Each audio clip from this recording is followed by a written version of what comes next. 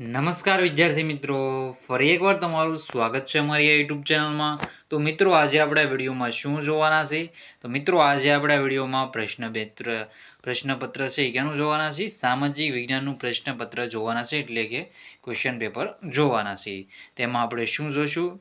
તેમાં આપણે અગત્યના બધા પ્રશ્નોનું સોલ્યુશન આપણે આ વિડીયોમાં કરાવવાના છીએ. જે આઈએમપી હોય બોર્ડ એક્ઝામ માટે, થોડા સમયમાં આપણી બોર્ડ એક્ઝામ શરૂ થવાની છે, તેના માટેના આઈએમપી પ્રશ્નો છે. સમય રહેશે 3 કલાકનો સમય રહેશે, કુલ ગુણ રહેશે 80 અને વિષય છે સામાજિક વિજ્ઞાન.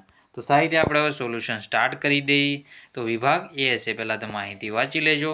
તો વિભાગ એમાં છે, નીચે આપેલા 1 થી 24 પ્રશ્નોના માગ્યા મુજબ જવાબ લખો. તેમાં યોગ્ય જોડકા જોડો. તો તમારે આમાં યોગ્ય જોડકા જોડવાના છે. ચેનલમાં નવા હો તો ચેનલને તમારે સબસ્ક્રાઇબ કરવાનું ભૂલવાનું નથી અને બેલ આઇકન પણ તમારે દબાવી દેવાનું રહેશે. તો પહેલો ક્વેશ્ચન છે ધોળાવીરા, બીજું છે ઝરીકામ, ત્રીજું છે કાજીરંગા, ચોથું છે બોક્સાઇટ, પાંચમું છે વિશ્વ વ્યાપાર સંગઠન. તો એમાં આપણે જોઈએ તો શું રહેશે? તો ધોળાવીરા કચ્છ જિલ્લો આવશે. વર્લ્ડ હેરિટેજ સાઇટ છે, એટલે કે વિશ્વ વિરાસત સ્થળ છે. તો ધોળાવીરા ક્યાં આવશે? કચ્છમાં આવશે. પછી છે ઝરીકામ. તો ઝરીકામ ક્યાં આવશે? તો ઝરીકામ આવશે સુરતમાં. તો ક્યાં આવશે? ઝરીકામ છે સુરતમાં આવશે.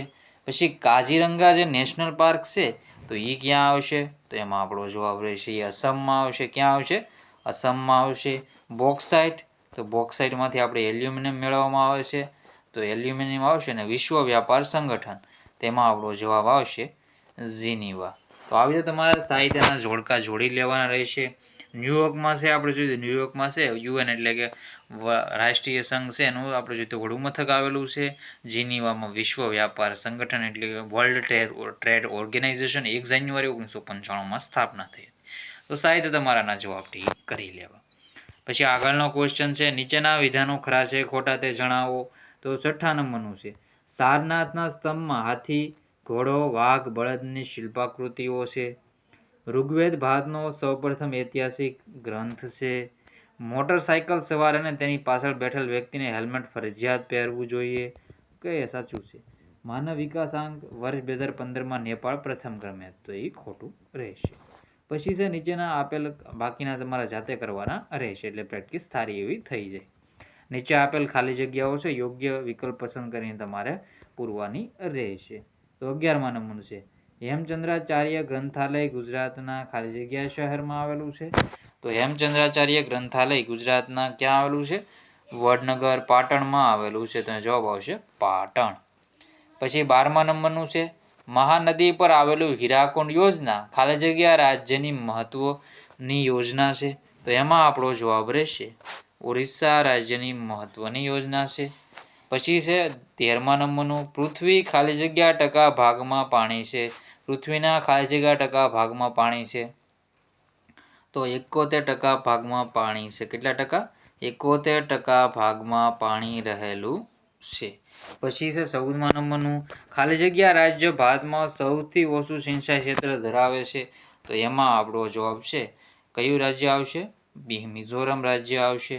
ગુજરાત ખાલી જગ્યા ખાતે રોપવે સુવિધા છે. તો પાવાગઢ ખાતે રોપવે સુવિધા આવેલી છે. ક્યાં? પાવાગઢ ખાતે. અત્યારે જુનાગઢ ખાતે પણ આવેલી છે. તો આ સાહિત્ય તમારા આવી રીતે જવાબ ટીક કરી લેવાના રહેશે. પછી છે નીચે આપેલા પ્રશ્નોના વિકલ્પમાંથી સાચો વિકલ્પ પસંદ કરીને લખો. 16મા નંબર છે, નીચેનું કયું વિધાન સાચું છે? 1947માં ભારતીય વન્યજીવોની બોર્ડની રચના. 1874માં ભારતીય નિધિ વ્યાપાર. 1952માં પ્રાચીન સ્મારકો, પુરાતન સ્થળો અને અવશેષોને લગતો કાયદો. અને 1992માં વન્યજીવોને લગતો કાયદો. તેનો જવાબ તમારે જાતે દેવાનો રહેશે. પુસ્તકમાં તમને જે આપણો 7મા નંબરનું યુનિટ છે એમાંથી મળી જશે. મહેસાણાની એક શાળા બહુહેતુક યોજના જોવા માટે પ્રવાસનું આયોજન કરે છે. તો સૌથી નજીકનું સ્થળ કયું હશે? તો એમાં આપણે જોઈએ તો કયું હશે? ધરોઈ. ધરોઈ ક્યાં? સાબરમતી પર નદી પર આવેલું છે. ઉકાઈ છે એ તો ઉકાઈ તો તાપીમાં આવે, ન આવે. કડાણા તો નહીં આવે. અને સરદાર સરોવર તો એ નર્મદા પર નહીં આવે. તો જવાબ આવશે આપણો ધરોઈ છે એ આવેલું રહેશે. પૃષ્ઠીય જળનો મુખ્ય સ્ત્રોત કયો છે? તો પૃષ્ઠીય જળ એટલે કે પૃષ્ઠીય જળનો મુખ્ય સ્ત્રોત કયો છે? તેનો જવાબ તમારે દેવાનો રહેશે. આર્થિક રીતે ભારત કેવો દેશ છે? તો આર્થિક રીતે ભારત છે વિકાસશીલ દેશ છે. ભારે વાહન ચલાવવાનું લાયસન્સ કેટલા વર્ષની ઉંમર બાદ મળી શકે છે? પછી છે નીચેના પ્રશ્નોના 1-2 વાક્યોમાં ઉત્તર લખો. દિબ્રુગઢથી કન્યાકુમારી જોડતો રેલમાર્ગ ભારતનો સૌથી લાંબો રેલમાર્ગ છે. તેને આપણે વિવેક એક્સપ્રેસના નામે ઓળખીએ છીએ. ગુજરાતનું સૌથી મોટું રેલવે સ્ટેશન કયું છે?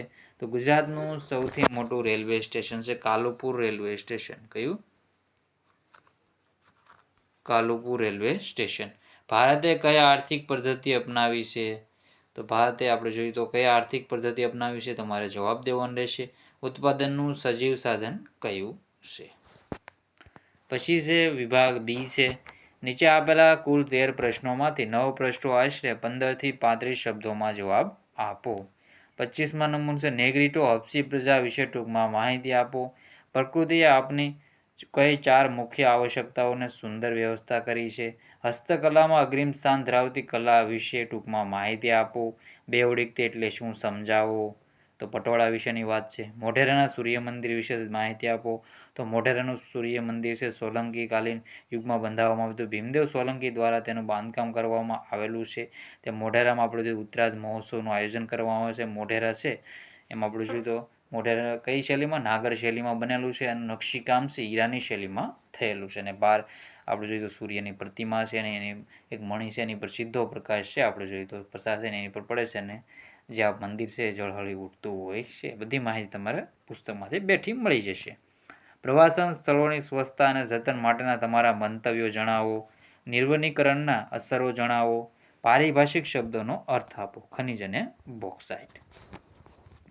પછી છે ધાતુમય ખનિજોનું વર્ગીકરણ જણાવી 2 ઉદાહરણ આપો. ધાતુમય ખનિજોમાં કયું આવશે? ધાતુમય ખનિજોમાં આપણે કિંમતી ધાતુમય ખનિજો સોનું ચાંદીની છે. અને કિંમતીનો બીજી કઈ હોય છે? ધાતુમાં બીજી કઈ હોય છે એ તમારે જણાવવાનું રહેશે. મને ઓળખો. હું ટાટા સિવાયના લોખંડ પોળદના કારખાનાનો વહીવટ કરું છું. મને પૂર્વનું Manchester denim city of India તો અમદાવાદ. ઉદ્યોગોનું વર્ગીકરણ. ઉદ્યોગોનું વર્ગીકરણમાં માનવ શ્રમ ઉદ્યોગ, માલિકી ધરાવતો અને કાચા માલના સ્ત્રોત એવી રીતે રહેશે. પશ્ચિમ બંગાળમાં ઉદ્ભવેલી બળવાખોરી વિશે માહિતી આપો અને અનુસૂચિત જાતિ અને અનુસૂચિત જનજાતિ કોને કહે છે સમજાવો. નીચેનું ચિત્ર જોઈ સવાલો. આપેલ ચિત્ર કયા સૂર્ય મંદિરનું છે? તો કોણાર્કના સૂર્ય મંદિરનું. આ સૂર્ય મંદિર કયા રાજ્યમાં આવેલું છે? તો ઓડિશા રાજ્યમાં આવેલું છે. આ મંદિરને કાળા પેગોડા તરીકે પણ ઓળખવામાં આવે છે. મધ્યપ્રદેશ રાજ્યમાં આવેલ તોરણની અલંકારી શૈલી ધરાવતા મંદિર સમૂહ વિશે માહિતી આપો. ગુજરાતની પ્રાચીન વિદ્યાપીઠ વલ્લભીની માહિતી આપવાની રહેશે. બાકીના બધા આઈએમપી ક્વેશ્ચનો સાહિત્ય જોઈ લો. અને વિભાગ ડીમાં છે વેદ અને શૈલ્ય શીખી શકો. તેમાં છે આપણે કોણ સુશ્રુત આવશે, ચરક આવશે. પછી છે ખગોળ અને જ્યોતિષશાસ્ત્રીઓ, પ્રાચીન વાસ્તુશાસ્ત્રીઓ, ગણિતશાસ્ત્રીઓમાં આર્યભટ્ટ છે, પછી ભાસ્કરાચાર્ય છે. એ બધા માહિતી તમારે કરી લેવી. તો આ બધા છે ક્વેશ્ચનના આન્સર તમારે ટીક કરી લેવાના રહેશે. સાહિત્ય તમને પુસ્તકમાંથી મળી જશે. જો તમારે નકશામાં દર્શાવવાનું રહેશે. કાપની જમીન છે, કાના રાષ્ટ્રીય ઉદ્યાન છે. કાના રાષ્ટ્રીય ઉદ્યાન ક્યાં આવેલું છે? અને ભારતનો મગફળી પર ઉત્પન્ન કરતો પ્રદેશ ગુજરાત કરી શકો. અને ભારતમાં કોમ્પ્યુટર ઉદ્યોગની સિલિકોન વેલી તો એ બેંગ્લુરુ દર્શાવી શકો. તો સાહિત્ય તમારા જવાબ ટીક કરી લેવાના રહેશે. બધા ક્વેશ્ચન આન્સર પણ મેળવી લેવા. તો મિત્રો આ વિડીયોને એન્ડ કરીએ છીએ. જય હિન્દ, જય ભારત.